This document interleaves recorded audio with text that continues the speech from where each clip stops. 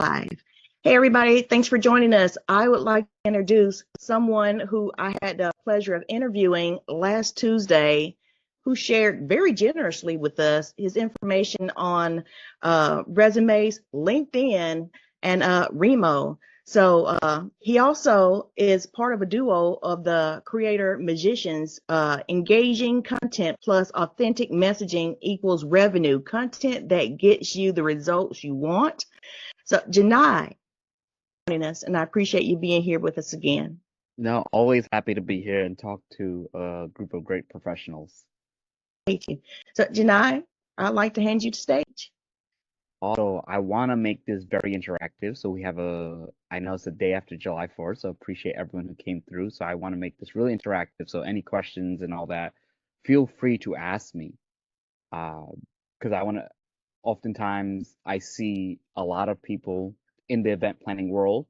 Sometimes they go back to corporate, right? Because you get a friend or you see some positions, and we know it's hard, right? Especially when you're freelancing, have your own business, or you have to depend on seasonality, right? You have some very good months and you have some, months that you don't get a lot. So sometimes it just really helps to have a couple of years where you build back up savings and, life happens, everybody goes through things. So I really want to share how do you go about writing a good resume? And I think there are many benefits of writing a good resume. Sometimes I have seen that even for gigs that you're competing for, they ask for a resume, right? They may let me forward it to the person, even though it's not a traditional job. The other thing is the act of writing the resume and getting the info out helps you become a better salesperson because the info from the resume can be used for marketing collateral. It can be used for your website. So a show of background of what area of event production or events is everyone in the audience? Can I get some comments or people can feel free to chime in. Okay, you're in production. Okay. So I have a production type resume. So let me actually kind of share this. Let me see. Hold on. I have several ones. Let me pull up the production resume. Okay, resume that I'm going to share right now. So here is a production resume. So usually for most resumes, I do like putting a summary to give a highlight of your background. So how many years of experience, maybe what industries you specialize in, what are your areas of expertise, and the things that really set you apart, and what are you looking for next. Then what I always say is called an ATS, an applicant tracking system. So these are the systems that typically scan your resume before a human sees it. Now, there's a lot of misconceptions. People think that the system will reject you. The system doesn't reject you, and more that it scores you. And here's the reality. 30 to 90% of people who apply for jobs are not necessarily qualified for the jobs they apply for. I've seen people apply for, with minimal experience to top level positions. And in the event world, this is not something that you could do on the fly and figure it out, right? If you have to run an event with hundreds, if not thousands of people, you need to have experience, right? There are a lot of logistics that someone at the entry level will not know, right? Dealing with vendors, dealing with last minute things, because in the event world, last minute things do happen. So you want to have the resume I'm showing you. They're very simple, clean, and plain, right? Nothing fancy, none of the Canva stuff, and that these systems don't scan resumes well. So these systems will score your resume, and if some people who use Canva, what happens is the resume is not parsed properly. So resume is one thing to know. Yeah. Sorry, there is multiple of your. Oh, there's multiple of my voice. Hold on? Is it in the audience? Everyone is muted. Okay, hold on. Let me just make sure I have the right mic. Erica. It stopped? Yeah, Toya just said she didn't hear it either. Okay. Okay. Awesome. Okay. So what is and please keep the questions coming. Um, so okay, training for water utilities. So right, you still wanna like that would be very good that you talk about training. And whenever you're talking about training, you don't talk about how many trainings you've conducted to how many people, because I've seen some people conduct well over 500 trainings. So if you've done that, that's a selling point. So if you realize that whenever I go and I write these resumes, we really go into the numbers. So how many teams did you work with? How many things did you produce? Um, did it rank? How many attendees? Sponsorship revenue and all that. In this case, like this is the size of the companies that this person worked. And then since this person had a lot of experience, I broke it down into sections. So for account management, they were ranking number one for best new producer in annual company awards. They got they collaborated with marketing teams and they got revenue. So always try to think about as an event plan, as a trainer, what was the impact? And if you're a trainer, some things that you could also say, sometimes it may be hard to quantify the impact, but they keep on calling you back year after year. You get referrals. That is an impact because they're not going to call you back unless you're good at your job. You're not going to get referrals unless you're good at your job. So these are things that you really want to do. So what I always say is like for resumes, you want to be very simple and straightforward. Too many people will put too many adjectives um, and all that. Like they'll say develop successful 18 track audio, and you don't need the word successful because it's on your resume. People read resumes all day, so they'll know it's successful by the results and all that. The other thing is, especially if you help with social media, in this case, she did create a social media plan that increased by follows by 100% within 3 months while maintaining engagement. So these are things that I would say think about all the things that you do for an event. What sets you apart? What makes you unique? Because this is how you're going to get bigger events. This is how you're going to get something corporate. And again, even if you're not going back to corporate, this is how you sell yourself to get that next training, to get a training with a bigger company and all that. Now, Erica, is there something you want to ask me?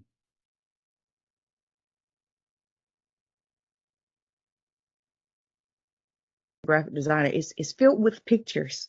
Yeah. And I do want to ask, defer from this, from a Yeah. resume? So what I'll tell you is pictures, unfortunately for an ATS, like if you send it to a client, it's fine.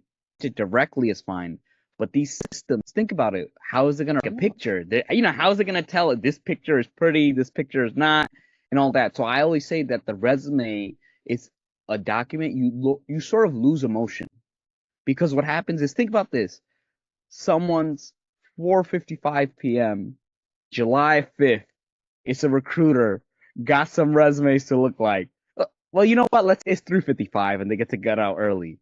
They're looking at it, and the majority of resumes you have to think that a lot of them that they see are not qualified. These are people who are not applying. For example, my friend was recruiting for a position. He got 297 applications, zero were qualified because he was looking for a project manager. He got 297 managers. He was looking to hire a construction project manager. And this is the reality, right? Like a lot of times, like if you make a post on LinkedIn saying I'm hiring, you're gonna get people like, oh, I could do this. Do you have experience and all that? It's just the reality. A lot of people, and especially for those of you in the US, a lot of people international apply to the US hoping that they can break into the US. So this is what makes it harder and makes people rely more on an ATS. Like if there are only 10 applications, cool, the pictures don't matter. But the reality is they're tired, they're looking all day, they're coordinating interviews. They're like, hey, I need this, Erica's yelling at me saying, hey, where's the role? I need the interviews. We're trying to fill this role. I just want to see the info. I want to see that you're qualified, right? And show me that. If you want the pictures, what I say is you should create a portfolio, like a personal website, and that's where you show that personality and shine. Or maybe you want to create a video, you want to put something on YouTube, you want to send a link, other ways, or you know, utilize your LinkedIn, but you want to show, and here's some other things that, what are the budgets of the events that you've worked on? I've worked on events, and let's say you manage 20 events, and the budgets range from 50,000 to 300,000. This is a big event. If you did an event like for 500,000, that's something you want to show because that shows a level of expertise. And let's say I'm running an event and I'm hiring, and my budget's okay, you did 500, 750 is not a crazy leap, but I don't want to take someone from 30,000 to 750,000, right? Because 30,000 is a totally different thing, whereas 750,000 is a totally different level of production. You don't want to get screwed by hiring a vendor or an AV company that doesn't know what you're doing, and they quote you something, because sometimes you may think like, oh, I got to deal with this AV company that's only charging 3,000, and you realize like, hey, a real AV company that has that's not even going to cover one person or crew or something for several days. So these are things that you have to consider. Um, am I the only one? You know what? You may not be the only one, because a lot of times when you kind of work in industries, a lot of times you get it. And I see a lot of times that people get business through word of mouth, through people that they work with and all that. But what I always say, it's always good to have a resume, because in 2024, I've had the most amount of people ever reach out organically that I've ever had, because they're like, I've never struggled finding a job. I I've always found it through networking and all that. This year's harder, because here's the reality. It's go up and down, right? We saw COVID, and you know what happens when things aren't as good. What's the first thing they do? The event budget goes down, right? Now they try to run leaner events. So I always say, I hope you don't ever need it, because you get those opportunities, but it's good to have. The other thing is, sometimes you come across a position online that's not in your network, right? Because look, your network is going to have a lot of opportunities, but I guarantee you they're not going to have all the opportunities, right? And you always want to make sure that you don't only stay limited to your network. It's good too, but there's some great opportunities outside the network, and I don't want anyone to close themselves off. It's always good to kind of check out, because I've seen, sometimes that people look at and it's like, wow, there's this great role. I want to apply. It doesn't hurt to apply. You just pop in your resume, it takes a few minutes, you get called back, or you don't. Either way, you're still applying doesn't hurt. So I always say have that, because again, you never know. And then a lot of times, I've seen sometimes when there are positions that have grants, or they're government affiliated positions, they kind of need for compliance reasons. Because I knew someone who had an offer for a nonprofit. She had it. She said, I still need a resume. Why? Because if there are issues, they have a document and they can say, hey, this person was qualified and all that. Because sometimes these companies get audited and all that, and they want to make sure that the people who are working for them are doing that. And again, you want to know the info. And then here's what I would really encourage each and every one of you to do. Think about this. If you had a hand in sponsorships or facilitating sponsorships, how much was it? And here, you may not have all those numbers, but what I would say is, let's say you've done 100 events, and hey, the average sponsorship revenue for each of those events range is about, let's say you had 20 events that were large, 50 events that were small or medium size, and 30 events that were small. And for the 20 events, and let's do like a quick calculation, and because this is what I do with a lot of people, you had, let's say, 100 events total, you had 20 events that were large, 50 that were medium, 30 that were small. And now let's say for the large events, you have 300K in sponsorships. For the medium-sized events, you have 100K in sponsorships. For you have 50K in sponsorships. Now, if I multiply them out, and now I go add them, hold on, that number gets big. For these events, 12.5 million. Look, I could cut these numbers in half, still 6 million. If I, by 75%, you will still have about 3 million in sponsors. This is what you really need to do, especially for all of you event industry for years. These numbers do add up. And then also add up the attendees, add up all this, because I'm going to show like a line. So this person was in a band. So look at this. They got 700 plus events. They sold out with average audience of 600 plus. They saw 150 shows, 2 million in revenue. Right? So again, he's trying to get back into corporate, but it shows that, again, he knows how to manage, he knows how to do these things. And let me go check the comments. No, I really appreciate all the emojis, all that. So, Erica, do you have a question? So I noticed that all the resumes, and I've heard this before, are one pagers. Is that something I should try to shoot? So they're not one pagers. I use a great question. Here's what I tell people. In general, I say show 10 to 12 years of experience. You don't need to show more, because unfortunately, ageism does play an issue. And here's the other thing, less is more. think about this. Let's say they're trying to talk to you about running an event that the budget is 500K. You don't need to talk about these events, school PTA early in your career, right? It's more about less is more. Just because you have a 30, deck PowerPoint doesn't mean that they're going to look at all 30. It's about being impactful. So in general, I say show 10 to 12 years of experience, and I would say focus 5 to 7 years. That's really what's most important. And then keep it between 1 to 2 pages. Here's the rule. If it's 1 page and you're leaving out relevant things, make it 2 pages. However, if it's 2 pages and it's a lot of fluff, like you're just listing a lot of things, then make it 1 page. So it's more about make it as long as it needs to be.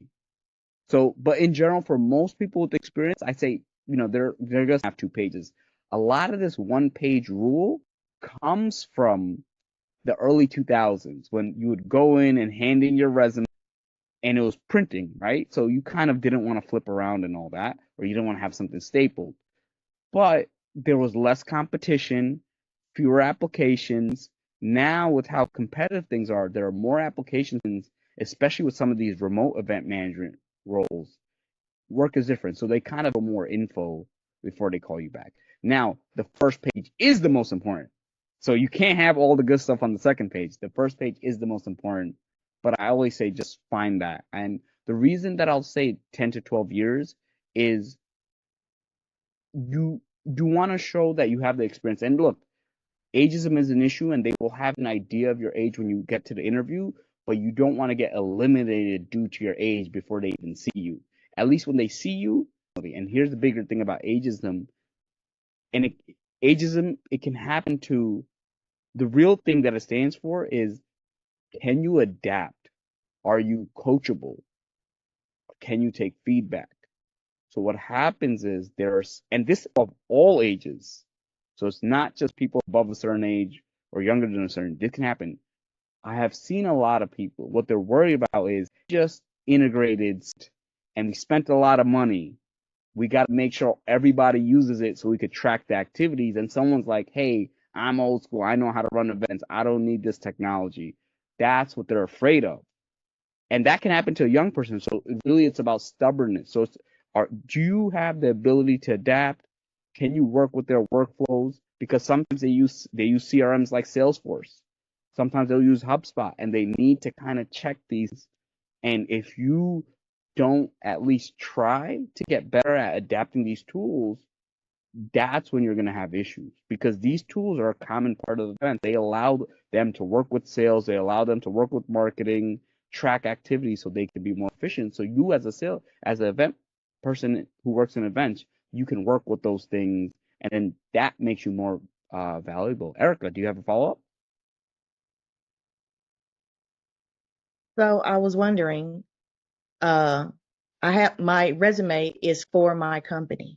I see a lot of job postings on LinkedIn, and I want to reach out to them. It's like, hey, instead of hiring me, so I did start out as a graphic designer. That's why my resume, the first page is Yeah. mostly pictures, but the second page, now that I know that I can get away with the second page, it's the work I've done or the Yeah. people I've worked with. Wait, the last part broke up. Sorry.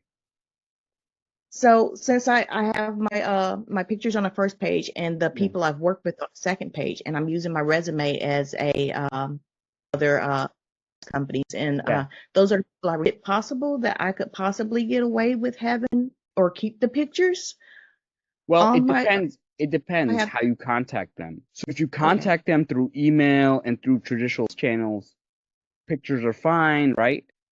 If you contact and apply online, then you have to have a different it's a different process for medium. So then you would have to kind of go the traditional way. Because Okay. when you contact them through a traditional sales channel, that's when you use the ways that have worked. And if that's worked, do it. And, if you had success with it, do it. But what I find is when people apply online, you'll see these 200 jobs. I didn't get anything.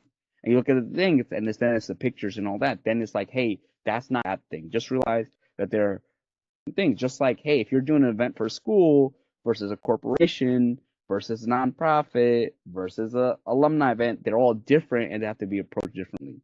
And Harry, is this something you need if you only put on your own events? Now, look, if you only plan or if all you ever plan to do is do your own events, no, you do not need this. However, I always say you don't, it's good to have it because there are so many times I've had people contact me and they're like, hey, I need this resume for this thing. I need it by tomorrow. And again, that's what you don't want. You just want to be, because it's something that you can do once. If you never have to touch it, cool. But it's just good to have. And again, I think it's good to just have for your own sake. I've just way too many scenarios of people coming to me who've never like, hey, I need it for X, Y, Z. So it doesn't hurt, and it's just an exercise. Uh, and it's look, as event planners, you just want to be ready, right? You want to show like, hey, I can move, I can do X, Y, Z, and then look, I always look, I always say, yes, we work for ourselves. I always say, look at some of these opportunities because I positions, hey, we need someone for this big event. We need someone for a parental leave. And it's like, you know what? Hey, I don't have my next big event till the end of the year. I could do this, or I could do this. I know how my event runs. I can have someone else contract out and support me with the events and step in. So it's all about expanding your options and expanding what you can do. And that's all I'm about. That you just never know. And I think as business owners, like sometimes working with bigger companies, what I say is use bigger companies to get experience and get paid for that experience because sometimes when you're working with these bigger companies and these other things, you get access to their technology that you normally would not be able to try. Like, for example, one of my clients uses AirMeet, and I believe somewhere 20, 30, 40, 50,000, they paid for it. So thankfully, this client paid for it, and I get to see how it operates. And now I have another skill that I can add when pitching to clients. I can be like, yeah, use AirMeet as a tech stack. Yes, I have used that, and I know because I always tell people you could lie and say, and then the actual event, these little things like, because when I use AirMeet, we ran into some issues. We only know that. So that way, when we have another client, we could say, hey, we have experience with this. We don't recommend it for this, recommend it for this. So I always say, get ways to get experience. And one of the best ways to get experience on someone else's dime. So any questions from anybody in the crowd? When you mentioned air meat, that made really good sense. I offered to host an event for someone on their platform for $500, and we were talking to the air meat tech support. They said that it was too low when it first came out, and Yeah. I was trying to leverage the platform. And now that I didn't really know how much they were charging because Yeah. I got it on a lifetime deal, but yeah, they laughed at me for saying that's way too low for an event. But so that makes perfect sense. I just wanted to throw that out there. Yeah. And all of you know, event software, event stuff gets and so kind of seeing these quotes, I think it also helps once you kind of work for a company, you see their internal budgets. So then when you go on your own, you don't underprice yourself because sometimes we think, and again, now you look at it, you're like, oh, 500, oh, that's cool. But then it's like, hey, there's pre-planning, event planning. I gotta make sure everything's right. And then 500 is really underselling ourselves, right? We have to know what our time is worth. We have to know because again, you hear these big numbers for corporate, but you realize that it's paying so that you could have help. It's paying so that you could have support, and they're also paying a premium to make sure that if things go wrong, people can actually deliver. Because if you're charging 500 and now you have to manage multiple events at the same time, you just can't, right? Whereas now if you're charging 5,000, you're charging 15,000, now you can have teams, now you can have people support you so that if things go wrong, you have people who have your back. Um, so that's something you want to cover. Then the other thing that I'll tell you is like it's also important to put tools. Hey, HubSpot, Marketo, all the software because a lot of times the ATS will look for, hey, I need someone who knows Salesforce. I need someone who knows Cvent. So then they'll search up Cvent. So make sure you put all that you're used to, even if it's equipment that you're used to. certain types of I think sometimes people put, hey, union, non-union events that some hotels, right? They when you do events, they're union staff and there's a different thing and that needs a different budget. You have to worry about that. Hey, if you hire an event planning company, you don't want to double dip where if you're paying for certain events, then it's already for you have to pay the venue to cover certain aspects. You don't want to double pay and waste your money, right? Because this happens, and again, it comes with that experience that I've seen some jobs say, hey, must have experience working in a union environment. So that's the big thing about the resumes. Again, keep it very simple. Again, resumes are not read, they're skimmed. People look through it, but that once you put effort onto it once you know the impact, it really helps you. And then the other thing is also during the interview, if your resume is good, they're gonna be like, oh, how'd you get 75K of grants? How many attendees? How'd you get this high engagement rate? It sets you up to be asked the questions that make you look good. So that's something. Now, any questions before I move on to the next portion?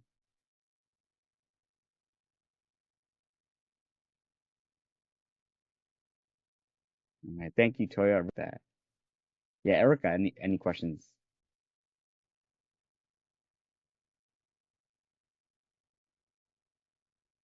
Is Erica frozen for anybody else? Did you laughing? Okay, feel free to. Technology can be like, because I I have done 100 virtual and Remo was the platform. Majority of those, I would say 98% of the events were on Remo.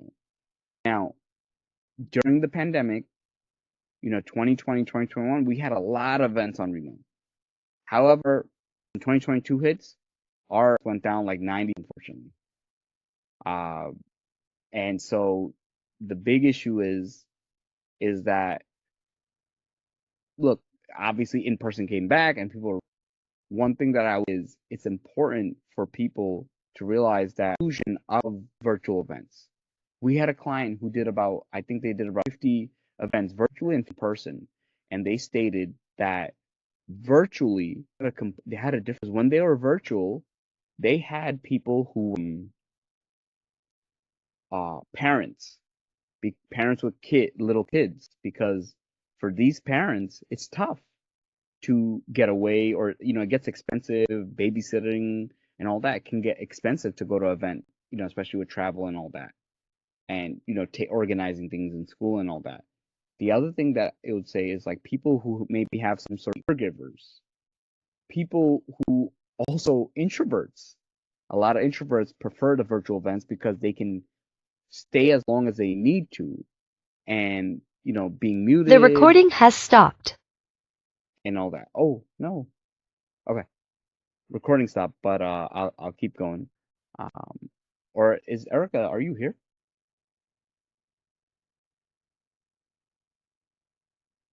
Okay, let me just wait a minute or two for Erica. I think. Okay, Erica, you're here. Erica, do you want me to record on my end?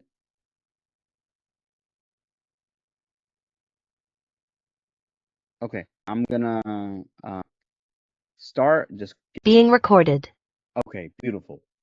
So I would really urge a lot of you to what's best is use virtual to drive the physical events.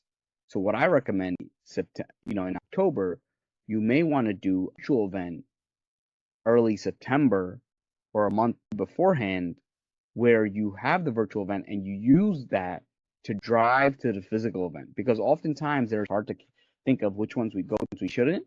But if I attend an event and I really like the vibe, I really like the people, and I really like the organizations, use that to drive the physical. Because oftentimes a lot of people are so used to physical, they're used to how physical works that they forget about the virtual. For example, I did an event with the YWCA, the Young Women's Christian Academy. We did an event, and I believe they raised several six figures during a virtual gala. Because what happened was they had more people attend. People could attend for 5 minutes, donate, and leave. Whereas you got to dress up, you got to pay, you got to do a lot that it may deter some people because it's a lot. But whereas a virtual gala, you can stop in with your camera off, come in, see what's going on, and donate. So I have found that hybrid doesn't work as well because what happens is it's hard to I find that people really don't consider the virtual attendees and it's a lot of logistics. I I have seen some do well, but you have to approach it a certain way. What I would say is make sure you have a visual component to it. It's just you have to be very intentional. I have found a lot of people don't do them well, but you have to treat both attendees and realize they're going to have different experiences and you have to adjust it for that. So you do the physical, but you have to realize that the virtual attendees have to be taken care of in a different manner. I remember I did an hybrid event and all the people who were in hybrid were watching the people on the dance floor just dancing around. So the people who were virtual just kind of were left. Whereas like they should have had something, they should have had a virtual panel, they should have had a speaker and done something, or maybe there could have been a recording or something like that. So you can make it work, but please be intentional. So I know Toya, you're probably very intentional about making hybrid so that both groups have a good experience as opposed to the virtual attendees just kind of being forgotten about.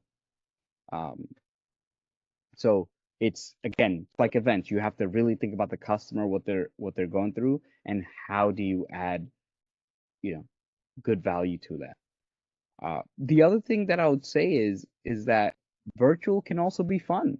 Like through I use Remo, and through the Remo platform, people got to get together because the goal of events is to build community and get people together. And parents want to get together, people who have physical, things that may hold them back, people who may have geographic location, and then our virtual events is it gets people together from all over the world. So I've met people all over the world through these virtual events. Now, a lot of times you'll focus on certain demographics, but it's good to be able to meet people in California, people in other states, and to nurture these friendships. So you don't want to discount any of that. And I think the smart companies are realizing that you want to build local community, but if you want to grow and you want to expand, it's good to build footprints in other places. Uh, this is how you can test uh, if you're going to do an event. You can build a virtual audience first, and then you can actually host a physical event. And see, that's amazing, to have people from the UK because now it's like, hey, if you ever want to do an event in the UK, you have some people, and I'm pretty sure all the virtual attendees would love to attend your event if you ever did something in the UK. And I think as event professionals, being able to expand our horizon, being able to expand our groups, really sets us apart. So yeah. So the other thing that I would tell you about virtual events is uh, I would avoid doing virtual events that are extremely long because some of these physical events are like the 9 to 5. I would say you have to avoid that for virtual events. I say make them a little shorter, in the 3 to 4 hour range because the reality is a lot of people just start dropping off, and for most people that's a little too much. So just make sure be mindful of that. I think people focus too much on length and they don't focus on quality. And it's more about having a good quality experience. And then it can also be draining, right? Just sitting out inside all day in front of the computer when you want to get around and all that. So please remember that for virtual events. Think about the audience, think about all that, think about the inclusion, and I think the inclusion should be the selling point because again, as event professionals, you want to get all different types of groups in on these things. Erica, is it working for you now?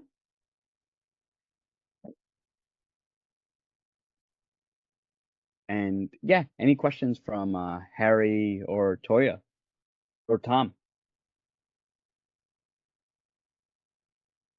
Say that I attended a 3-day, 12-hour virtual event. I did it twice, and Yeah, I don't think I'll ever do it again. yeah, no, it's just look, was it like, did you have to get like training or right? And then I find that sitting too long, it just ends up being a lot. Yeah, they had Okay. 2 30-minute and a 15. It's like a job. Yeah, Uh, yeah. yeah, it's like a job. You gotta clock in, clock out. And thank you, Toya. Appreciate you.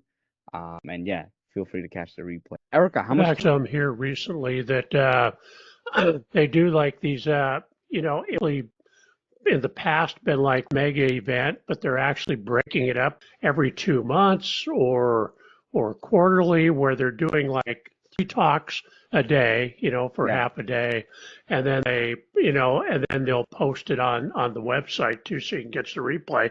But it's much more digestible than trying to attend these mega events. So Yeah. it seems to be that there's a trend in that direction. So. Yeah. No, I'm glad that there's a trend in that direction because like even when I do events and they're 9 to 5, I'm usually not showing up till like 11:30 or 12, right? Because a lot of times these events, they'll be after events and all that, and it can really be a lot. And for me, it's like I like getting my sleep so that I can be as engaged in the event as possible. Whereas I can't be engaged if I'm, going to the after event, getting home, getting to the hotel at like, 9, 11, catching up on some work, and then going there, working a few hours and then catching up some work. Like I think it's helpful to have these shorter events. I think it's, event planners, like when they kind of rent, they get it the whole day. There are ways to make it really work, and all that. So, Erica, what time did I have until? I just want to make sure.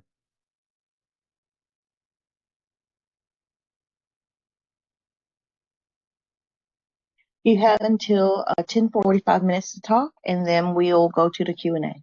Okay, awesome. So I have a few more minutes. The other thing that I'll say is that I'm uh, virtual events come back a little more. I'm seeing more virtual community. I think at the end of the day, event planning, it's about bringing community together. And I see that the virtual events are really playing up bringing communities together, and it makes it quicker, easier, and you get a lot. There are analytics that you can track much harder to track, right? For example, it's easy to track how long someone was on a platform.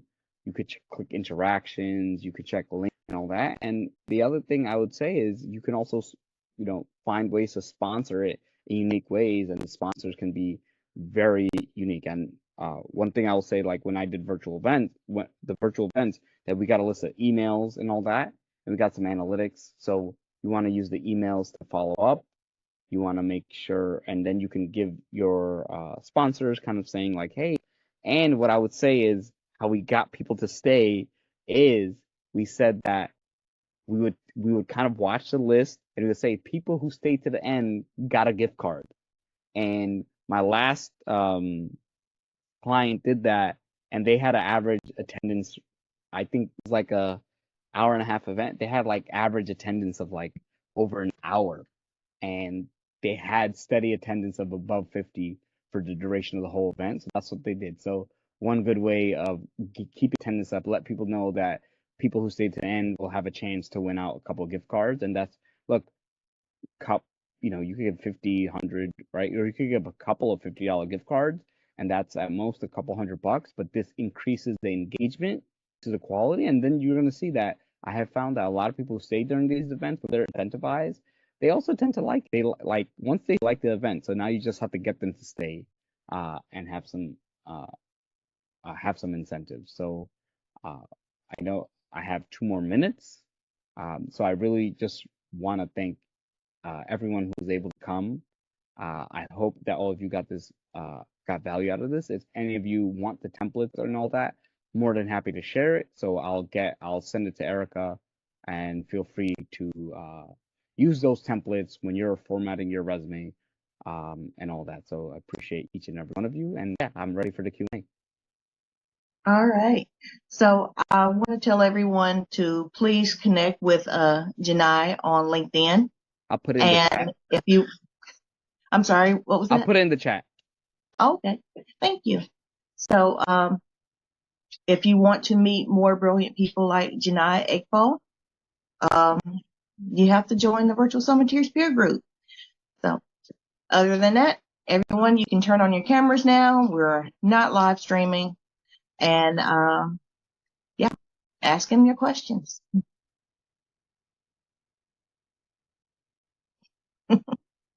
I really wanted to keep my pictures in my resume, and yeah, reach out to companies that I saw on LinkedIn that were hiring, so I could ask to be a consultant, see how they're not gonna fit for every situation. Yeah. No, I always say you have to know the medium. Just like, there are certain groups